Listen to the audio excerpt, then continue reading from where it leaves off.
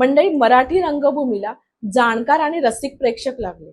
सकस विषय, उत्तम लिखाण आणि चांगल्या अभिनयामुळे ही नाटकं आजही प्रेक्षकांच्या मनात घर करून राहतात.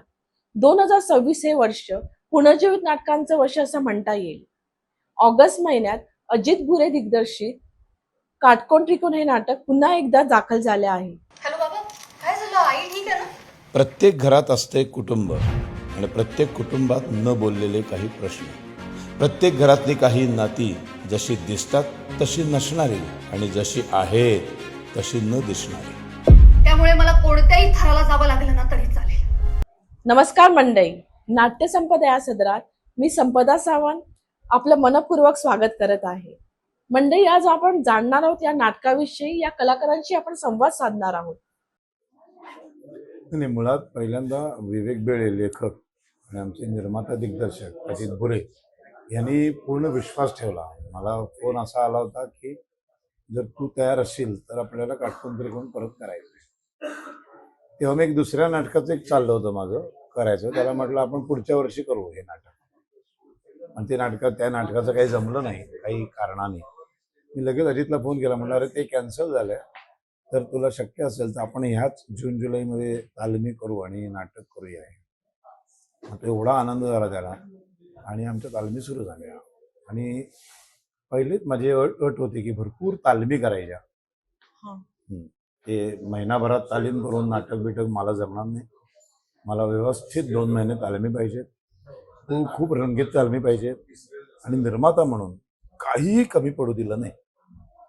2 महिने पूर्ण तालमी, जवळजवळ 8-10 दिवस रंगीत तालमी. त्यामुळं त्याचा परिणाम एवढ्या पहिल्याच प्रयोगापासून दिसतो. सगळं असं एकमेकांमध्ये मर्ज झालेलं आहे, मिसळून गेलेलं आहे. नाहीतर साधारण पहिले 5-7 प्रयोग हे सगळं व्हायला वेळ लागतो. हा वेळ आम्ही सगळ्या रंगीत तालमीतच झाला होता. काही जवळच्या मित्रमंडळींना त्यांनी तालमीला बोलवलं होतं. त्यामुळे थोडाफार लोकांचा रिस्पॉन्स कुठे येतो त्याचीही आम्हाला जाणीव झालेली होती. त्यामुळे निर्माता म्हणून अजित भुरेला 100% मार्क द्यायला पाहिजे. आणि विवेक बेळेंनी हे लिहिलेलंच आहे, मुळात अप्रतिम लिहिलेलं आहे. कुटुंबातल्या नात्यांमधलं नकळत उलगडणारं राजकारण आहे. प्रेक्षक काय घेऊन जाता जाता, कारण ह्या घटना प्रत्येकाच्या घरात असतात. प्रत्येक प्रेक्षकाला आपल्या घरातले आपले आई वडील, आपल्या घरातले आजी आजोबा हे नाटक बघून जर आठवले नाही, प्रत्येक माणूस स्वतःला विचारेल की खरंच मी माझ्या आईला, माझ्या वडिलांना जे जिवंत आहेत त्यांना शेवटचा स्पर्श कधी केलाय. मला गॅरंटी आहे की प्रेक्षकामधला प्रत्येक माणूस हा प्रश्न स्वतःला विचारेल की मी माझ्या आई वडिलांना खरंच किती वेळ देतोय. हा आरसा दाखवणारं नाटक आहे. आणि मला ह्याची पण गॅरंटी आहे की जे प्रेक्षक येतात ते घरी गेल्यावर पहिलं काम करत असतील, चपला काढून घरात गेल्यावर त्या घरातल्या म्हाताऱ्या माणसाला जवळ घेत असतील हे नाटक बघून. हा इम्पॅक्ट आहे या नाटकाचा. आणि हे इतकं मोठं आम्ही नाटकाच्या मार्फत एक मेसेज देतो समाजाला. जाता जाता प्रेक्षकांना आव्हान नाटकासाठी आवर्जून या. भारतीय कुटुंब पद्धती ही भारतीय संस्कृतीची सगळ्यात मोठी ताकद आहे. आणि आता जग भारतीय कुटुंब पद्धतीला संपवायला आतुर झालेलं आहे. कारण जगात सगळीकडे संपली. जगात 18 वर्ष झाली की पोरांनी बाहेरच पडायचंय, म्हणून तिकडे फादर डे मदर डे करावे लागतात. आपल्याकडे एकमेव अशी भारतीय संस्कृती जगातली अशी शिल्लक राहिली जिथे आजही कुटुंब व्यवस्था आहे, जिथे आजही लग्न व्यवस्था आहे, टिकून आहे अजूनही. त्याच्यावर आघात तुम्हाला दिसत असतील आजूबाजूला. कसे हळूहळू हळूहळू स्लो पॉइझनिंग करून ही जी कुटुंब व्यवस्था आहे ही संपवायची आहे. ही ज्या दिवशी संपेल त्या दिवशी भारत संपेल. आणि भारत संपला की भारत जगातला सगळ्यात मोठा देश होण्याच्या मधला अडथळा आहे, तो होऊ द्यायचा नाहीये. म्हणून जे अनेक प्रयत्न चालू आहेत त्यात आमचं नाटक आणि या नाटकातला हा संदेश, फॅमिली, एकत्र कुटुंब हे टिकवून ठेवणं फार गरजेचं आहे. नाटकाची कथा एका सुशिक्षित कुटुंबाभोवती फिरते. आबा, त्यांचा मुलगा राहुल आणि त्यांची सून भक्ती. भक्ती ही गणिताची प्राध्यापिका असते. राहुल हा आबा आणि भक्ती यांच्यामध्ये भरडला जातो. एका प्रसंगाच्या वेळी भक्ती राहुलला काटकोन त्रिकोणाचं उदाहरण देते. जर कर्ण मोठा असेल तर महाभारतात काय झालं आणि नात्यांमध्ये काय इफेक्ट होतो हे ती समजावून सांगते. त्यानंतर आबा गॅलरीतनं पडतात आणि त्याच्या चौकशीसाठी इन्स्पेक्टर बापट येतो. पण नक्की काय होतं? आबा आत्महत्या करतात का त्यांचा खून होतो आणि या प्रसंगातून आबा वाचतात का? हे जाणण्यासाठी तुम्ही हे नाटक बघायला नक्की जा. चला उरकून टाकूया आपली चर्चा. करायची सुरुवात. नाही नाही, काय काय काय करायची काय काय झालं? काय काय काय करायची नाही. आमचं काय ठरलेलं होतं की आम्ही दोघांनी एकमेकांच्या तक्रारी एकमेकांना लिहून द्यायच्या. हा. बरोबर आहे. तर मी माझ्या तक्रारी हिला लिहून दिल्या, हिने मला काही लिहून दिलेलं नाहीये. का ग? नाही म्हणजे माझ्या तक्रारींवर विचार करायला हिला मात्र 2 दिवस आणि माझी मात्र अशी सरप्राईज टेस्ट, हे मला चालणार नाही. म्हणजे आता काय करायचं नाही? काय काय करायचं? चला, निघा. मी निघतो. चला. पण माझी यांच्याविषयी काहीच तक्रार नाहीये. बघ मी घरामध्ये हिच्याशी किती चांगला वागतो. नाही नाही नाही नाही नाही नाही नाही, तसं नाही. यांच्या तक्रारी वाचल्यावर माझ्या लक्षात आलं की मला वेगळ्या तक्रारी लिहून द्यायची गरज नाहीये. कसं ते सांगते. आबांनी माझ्या एकूण 36 तक्रारी लिहिल्या. 36. अभिनयाच्या बाबतीत बोलायचं झालं तर शरद पोंक्षे यांची दुहेरी भूमिका आहे. इन्स्पेक्टर बापट आणि आबा या दोन्ही व्यक्तिरेखा भिन्न आहेत. काही सेकंदाच्या अवकाशातच या दोन्ही व्यक्तिरेखा बदलल्या जातात. या व्यक्तिरेखाचा संवाद, देहबोली भिन्न आहे, पण कुठेही प्रेक्षकांना जाणवत नाही किंवा कुठेही गोंधळ होत नाही. सुनेच्या भूमिकेत प्रियंका तोंडलकर आहे आणि राहुलच्या भूमिकेत सुयश टिळक आहे. दोघांचाही अभिनय उत्तम झाला आहे. आपण एखादी गोष्ट मॅनिफेस्ट करतो म्हणजे ते आपण युनिव्हर्सकडे फेकत असतो. ह्याच्याही पलीकडे आपण माणसांकडे फेकत असतो की मला हे काम हवंय, मला असं काम हवंय, मला तसं काम करायचंय. आणि तसंच मी शिल्पाताईला सांगितलं होतं, शिल्पा नवलकरला, की मला नाटकात काम करायचंय आणि आता माझ्या सिरियलचा ट्रॅक, आता एक स्टोरी एका पॉइंटला येऊन अशी तो ट्रॅक कमी होणार होता किंवा काही दिवस मला फ्री होते मी. तर ती म्हणाली ठीक आहे मिळेल काम मिळेल. मग मी तिला सांगायचे तू जिथे जाशील ना तिथे सगळ्यांना सांगायचं की ही चांगलं काम करते, हिला नाटकात घ्या. आणि तसं तिने जेन्युइनली अजित सरांना सांगितलं की तू असं नाटक करत असशील तर एक मुलगी आहे, तुला वाटलं तर तू विचारू शकतोस तिला. आणि त्यांनी मला फोन केला. सो असं हे नाटक माझ्याकडे आलं. ऑब्व्हियसली हे नाटक वाचल्यावर मला वाटत नाही की एखादा नट म्हणेल की मला हे करायचं नाहीये. त्याच्याहून मूर्ख माणूस कोणी असू शकत नाही. त्यामुळे हे नाटक ज्या क्षणी मी ऐकलं नाव त्या क्षणीच मी ऍक्च्युली त्यांना हो म्हटलं होतं की मी हे करते. अशी ती माझ्याकडे आली. सरांचा अनुभव काय?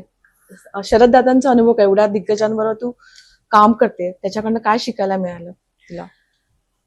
काय नाही शिकायला मिळालं पण असं विचारलं पाहिजे. कारण हुशार माणसांकडून आपण जितकं घेऊ तितकं कमी आहे. आणि आपण, मला वाटतं की रोज काही ना काहीतरी आपण शिकत असतोच.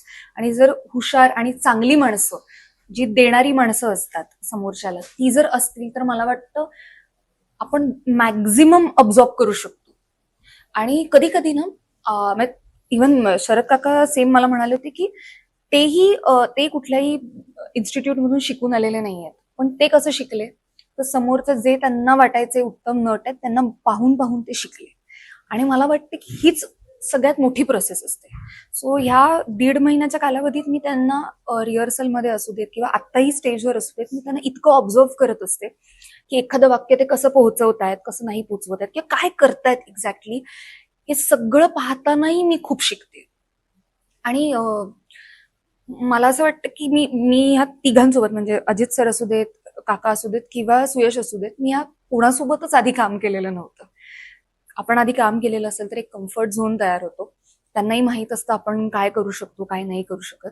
पण इथे काम न केल्यामुळे दडपण होतं. पण ह्या म्हणजे आईस ब्रेक अजितचे तर खूप कूल आहेत एकदम, त्यामुळे त्यांनी पहिल्या भेटीत आईस ब्रेक केला होता. पण सगळ्यात ज्यांचं दडपण आलं होतं ते होते शरद काका. सो त्यांनी इतक्या सहज तो आईस ब्रेक करून इतकी छान मैत्री केली माझ्याशी की मला ते दडपण येणंच बंद झालं. आणि मग मी त्या दिवसापासून थोडं मोकळेपणाने काम करायला लागले. नॉर्मली सासूवर हे देते, तिथे ते सासरे दाखवले. तर आणि वडील आणि मुलाचं नातं, तसं तुझं आणि वडिलांचं नातं आणि नाटक बघितल्यानंतर इम्पॅक्ट झाला का किंवा काही बदल झाला का तुझा? मी पहिल्या प्रश्नाचं आधी उत्तर देते की सगळ्या कुटुंबांमध्ये म्हणजे इव्हन माझ्याही कुटुंबात मी पाहिलंय की किंवा जे आपण आज माझ्या आजूबाजूची कुटुंब आहेत त्यात पाहिलंय की सासरे आणि सून यांचं एक वेगळं एक गणित असतं, एक जोडगोळी असते. बरेचदा सासूपेक्षा Actually खरं पटतं. त्यांचं भरपूर पटतं. एक्झॅक्टली, खरं तर पटत असतं आणि ती त्या नाटकातही तेच म्हणते की लग्नानंतर पहिलं खरं तर त्यांचं सगळ्यात जास्त पटतं, पण मग नंतर हळूहळू कधी कधी ना इक्वेशन्स चेंज होतात. प्रसंग असे काही येतात, कधी कधी सासूचं असणं नसणं ह्याच्याने खूप इक्वेशन्स बदलतात. कारण आपण म्हणतो ना की जर स्त्री नसेल घरात तर त्या घरातला पुरुष स्त्री होतो. सो इव्हेंच्युअली कधी कधी सासरे हे सासूसारखं वागू शकतात जर सासू नसेल तर. ते कधी कधी विसरून जाऊ शकतात की ते सासरे आहेत आणि त्यांना सुनेबरोबर जुळवून घ्यायचंय किंवा काय. कधी कधी सुना चुकत असतील विचार मांडताना किंवा आमच्या जनरेशनला हेही कळायला हवं की आधीच्या जनरेशन बरोबर आपलं काही वैचारिक मतभेद असणार आहेत, जसं आता आमच्या जनरेशन बरोबर पुढच्या जनरेशनची काही असणार आहेत. प्रत्येक वेळेला आपण जर अट्टहास धरला ना की आपल्याला आपलं म्हणणं पटवूनच लावायचं आहे की नाही मला सांगायचंच आणि हे असंच आहे आणि हेच बरोबर आहे, तर खटके उडणार. आपल्याला काही गोष्टी थोड्या बॅलन्स आउट करायला पाहिजेत असं मला वाटतं आणि कदाचित हेच नाटक सांगतंय की थोडा समतोल ठेवा. कारण कोणी 100% बरोबर आणि 100% चुकीचं कधीच नसणार आहे. जसं माणसांमध्ये हे गुण मिक्सअप असणार आहेत तसेच ते नात्यांमध्येही असावेत आणि तो बॅलन्स साधता आला पाहिजे आपल्याला. आणि दुसरं माझ्या आई वडिलांसोबतचं नातं, तर मी अनेक वर्ष माझ्या आई वडिलांसोबतच राहते. सो मला असं काही ते माझ्यासाठी टॉपमोस्ट प्रायोरिटी आहेत माझी. त्यामुळे मला असं काही वेगळं हे नाटक हे नाही देत की कारण मी जी गोष्ट हे नाटक पाहिल्यानंतर लोक घेऊन जातात ती गोष्ट मी ऑलरेडी जगते असं मला वाटतं. सो मी माझ्या आई बाबांशी इतकी कनेक्टेड आहे की मी नाहीच राहू शकत त्यांच्याशिवाय. मी आत्ताही प्रयोग झाल्यावर थोड्या वेळात त्यांचे कॉल यायला लागतील की कसा झाला प्रयोग, काय झाला.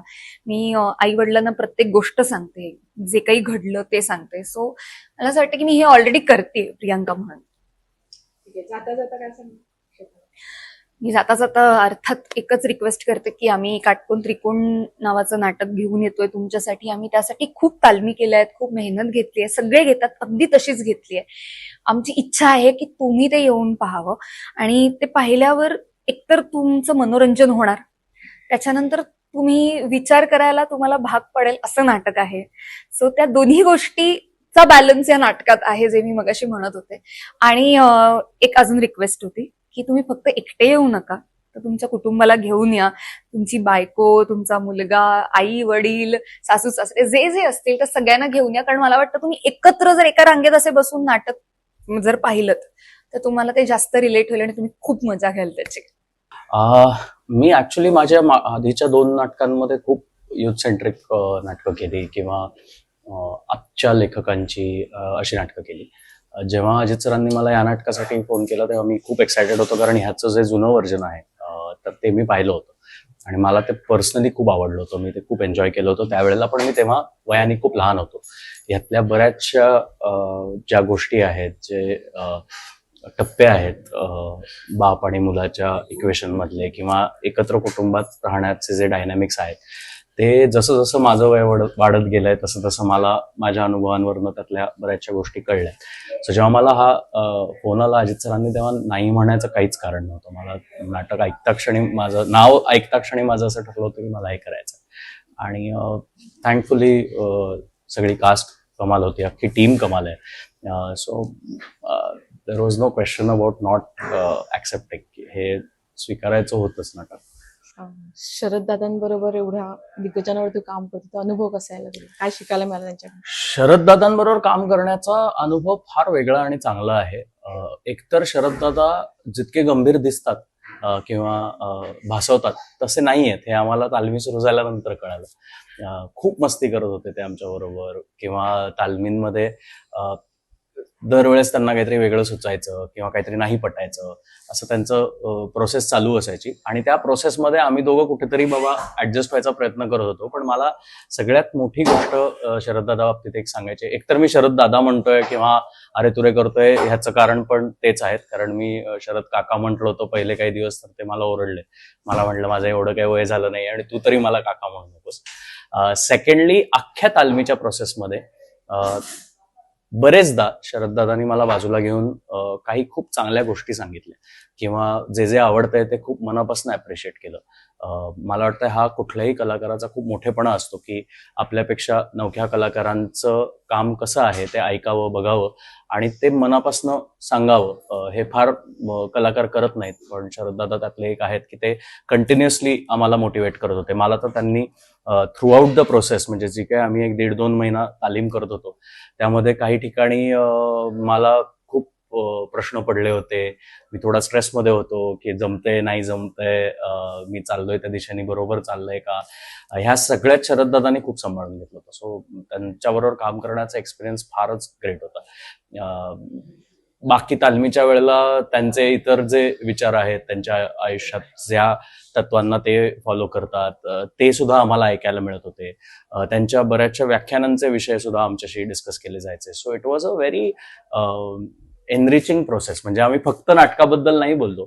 शरददादाच्या गेल्या 30-33 वर्षांचा जो काही प्रवास आहे, त्या प्रवासाबद्दल अनेक गोष्टी, अनेक किस्से आम्ही ऐकले. त्याचं प्रचंड वाचन आहे, त्याबद्दल आम्ही बऱ्याच गोष्टी ऐकल्या, डिस्कस केल्या. म्हणजे नाटकाव्यतिरिक्त सुद्धा बाकी बऱ्याच विषयांवरती आमची खूप चांगली चर्चा व्हायची आणि ती मी कायम चेरिश करेन. सो फारच कमाल अनुभव होता शरददादा बरोबर काम करायचा.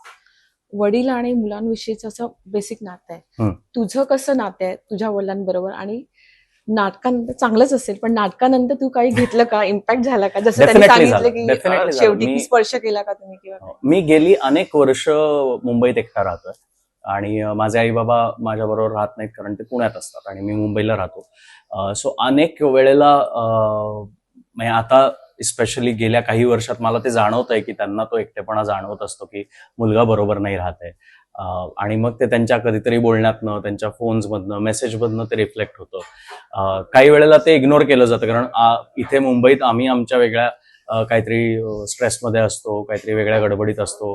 अनेक वेळेला फोन उचलला जात नाही किंवा अनेक वेळेला उशिरा रिप्लाय केला जातो किंवा त्यांच्या बऱ्याचशा अपडेट्स मला उशिरा मिळायच्या. आता तसं होत नाही. म्हणजे या नाटकाचं जेव्हापासून तालीम सुरू झाली तेव्हापासून मला बऱ्याच गोष्टी पर्सनली हिट झाल्या की मला असं जाणवलं की अरे हे असं करून डेफिनेटली चालणार नाही. सो हे नाटक बाप मुलगा हे जे नातं आहे, इस्पेशली आपल्याकडच्या सोसायटीमधलं, ते खूप छान पद्धतीने एक्सप्लोर करतं आणि ते खूप महत्वाचं आहे. मला वाटतं अशा नाटकांमुळे अनेक घरांमधला जो संपलेला संवाद आहे तो पुन्हा सुरू व्हायला मदत होऊ शकते. जाता जाता प्रेक्षकांना जाता जाता एवढंच सांगेन की काटकोन त्रिकोण आम्ही घेऊन आलेलो आहोत तुमच्यासाठी. 3-4 प्रयोग झालेले आहेत आणि पुढे भरपूर प्रयोग अजून आहेत. तुमच्या शहरामध्ये, तुमच्या जवळच्या नाट्यगृहामध्ये जेव्हा केव्हा प्रयोग असेल तेव्हा नक्की आवर्जून या. ज्यांनी हे नाटक पाहिलं नसेल त्यांनी तर नक्कीच या. ज्यांनी हे आधी पाहिलं असेल त्यांनी सुद्धा पुन्हा बघायला नक्की या, कारण या नाटकात आम्ही आत्ताच्या काळानुसार काही बदल केलेले आहेत आणि मला खात्री आहे तुम्ही घरी जाताना नक्कीच एक छान विचार घेऊन जाल. काही जुन्या आठवणी तुमच्या आयुष्यातल्या तुम्हाला पुन्हा नव्याने भेटतील या नाटकामुळे. आणि तुमच्या घरामध्ये जर असे त्रिकोण तयार व्हायला लागले असतील तर ते वेळीच कसे थांबवायचे याचं कदाचित तुम्हाला काहीतरी सोल्युशन मिळेल. पण नक्की या, नाटक बघायला या, मजा करायला या आणि आम्हाला भेटायला या. मूळ नाटकाचे दिग्दर्शक गिरीश जोशी आहे आणि या नाटकाचे दिग्दर्शक अजित भुरे आहे. मूळ नाटकाचा गाभा कायम ठेवून, नव्यांची सांगड घालून, नव्या कलाकारांना घेऊन उत्तम दिग्दर्शन त्यांनी केलं आहे. मंडळी, तुम्ही नाटक बघायला नक्की जा आणि कमेंटमध्ये सांगा की हे नाटक कसं वाटलं. पुन्हा भेटूया एका नवीन नाटकासह. नमस्कार.